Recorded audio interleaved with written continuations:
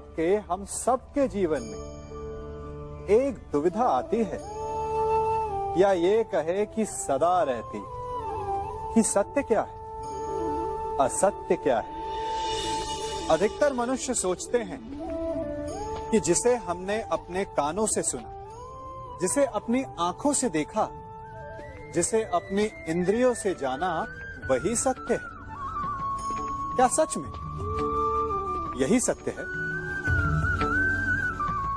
ये भी तो हो सकता है कि जिसे हमने देखा, सुना, जाना, वो असत्य का प्ररूप हो। विचित्र पहेली है ना?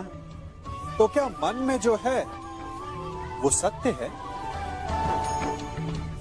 नहीं, चूंकि मन तो कल्पना को भी सत्य मान लेता है। तो सत्य है क्या? सोचिए, सत्य वो नहीं जिसमें हमारा हानि लाभ छिपा हो।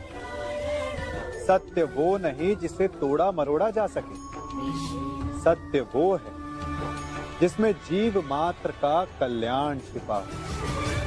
सत्य वो है जिसमें कटाक्ष ना हो, प्रेम हो। सत्य वो है जिसमें स्वागत हो। जिस प्रकार शरबत कभी कड़वा नहीं हो सकता, उसी प्रकार सत्य भी तीखा, कटु या चोट पहुंचाने वाला नहीं हो सकता।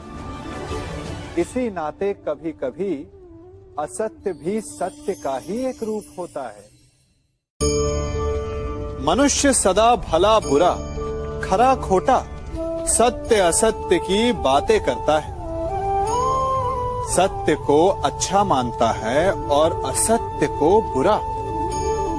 परंतु क्या आपने कभी ये सोचा है कि प्रत्येक वस्तु, प्रत्येक भाव का एक महत्व होता है?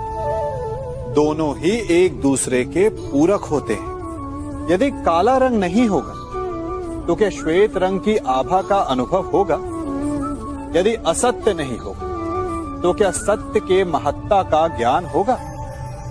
यदि बुरा नहीं होगा तो क्या भले पर आपको विश्वास होगा?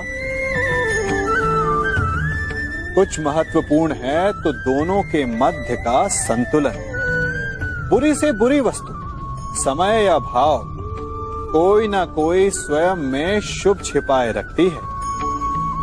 कभी काले गरजते मेघों को देखा है? उसके किनारे भी एक स्वर्णिम आभा होती है। उसी प्रकार यदि आपके जीवन में बुरा समय आए तो आपको अपने सच्चे मित्रों की पहचान हो जाती है। तो बुरे समय में निराश ना हो, उसमें भी कुछ शुभ खोजने का प्रयास करें और धीरे धीरे सब कुछ आपके जीवन में स्वतः शुभ हो जाएगा।